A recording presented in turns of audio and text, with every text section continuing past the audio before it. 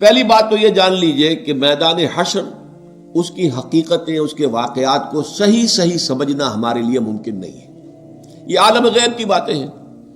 موت کے بعد سے لے کر جو شروع ہو جاتا ہے عالم برزخ، پھر بعث بعد الموت، قیامت، حساب کتاب، جنت دوزخ، اس کی جو بھی ہمیں معلومات قرآن میں دی گئی ہیں بس اس پر اکتفا کرنا چاہیے۔ اس کی زیادہ باریکیوں میں نہیں جانا چاہیے، اس لیے کہ اس کی اصل حقیقت ہم نہیں جان سکتے۔ وہ تو وہیں جائیں گے تو کھلیں گی باتیں کہ ہاں یہ بات تھی جو فرمائی گئی تھی، یہ بات تھی جو کہی گئی تھی۔ تو نقشہ کچھ ایسا سامنے آتا ہے کہ ایک تو معاملہ ہوگا کافر اور مسلم کے درمیان تقسیم ہو جائے گی۔ یہ کفار تھے، جائیں جہنم میں سیدھے سیدھے، یہ مسلمان ہیں۔ اب مسلمانوں میں پھر واقعی جو سچے مسلمان ہیں اور جو جھوٹ موٹ کے مسلمان بنے ہوئے، ان کے دل میں حقیقی ایمان نہیں ہے، منافق ہیں۔ اب ان میں بھی ایک سکریننگ کی جائے گی، ایک چھلنی لگائی جائے گی تاکہ منافق ایک طرف رہ جائیں اور جو اہل ایمان حقیقی ہے وہ آگے نکل جائے۔ یہ جو چھلنی ہے اس کو پل صراط کہتے ہیں ہم اپنی زبان میں، اور یہ صراط ایک پل ہوگا، بہت تنگ سا پل، اور اس پہ شدید اندھیرا ہوگا، اور یہ جہنم کے اوپر ہوگا، نیچے جہنم دہک رہی ہوگی اور اس کے اوپر سے یہ پل صراط ہے۔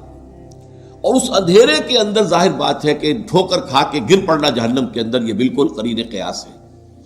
لیکن جو صاحب ایمان ہوں گے دنیا سے، جو ایمان کی اور اعمال صالحہ کی روشنی لے کر آئے تھے، ان کے دل میں سے بھی روشنی نکلے گی، اور اعمال صالحہ کا کمانے والا یہ داہنا ہاتھ ہوتا ہے، داہنی طرف سے بھی روشنی نکلے گی۔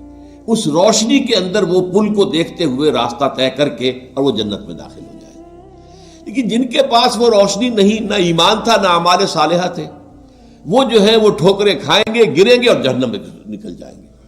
یہ ہے جسے ہم عام اپنی زبان میں پل، تو اردو کا لفظ عربی میں تو نہیں ہے، پل صراط ہم جس کو کہتے ہیں وہ یہ ہے۔ اور اس کا نقشہ جو ہے دو جگہ کھینچا گیا ہے۔ اہل ایمان، دل کا ایمان ہے تو دل سامنے سے اس کی روشنی ہوگی، اور اگر داہنی طرف جو ہے اعمال صالحہ ہے تو داہنی طرف روشنی، دونوں جگہ پر۔ اور یہ بات بڑی اہم ہے، قرآن مجید میں جو اہم ترین مضامین ہیں وہ کم سے کم دو جگہ ضرور آتے ہیں۔ یہ میں نے بارہا آپ کو بیان کیا ہے، اس کو تلاش کرنا ہوتا ہے، اور پھر ایک مقام سے دوسرے مقام پر روشنی پڑتی ہے، اس کی مزید شرح حاصل ہو جاتی ہے، اس کے بارے میں کوئی ایک پہلو جو ایک جگہ واضح نہیں تھا دوسری جگہ واضح ہو جاتا ہے۔ چنانچہ سورہ حدید میں واضح ہو جاتا ہے کہ یہ منافقین کو چھلنی میں اسے نکالنے کے لیے در حقیقت اللہ تعالیٰ یہ پروسیس کرے گا۔ اس کی حقیقی شکل کیا ہوگی یہ تو وہیں جا کر معلوم ہوگا، لیکن یہ کہ دو مقامات پر اس کا تذکرہ اجمالاً میں نے اس کا نقشہ آپ کے سامنے کھینچا۔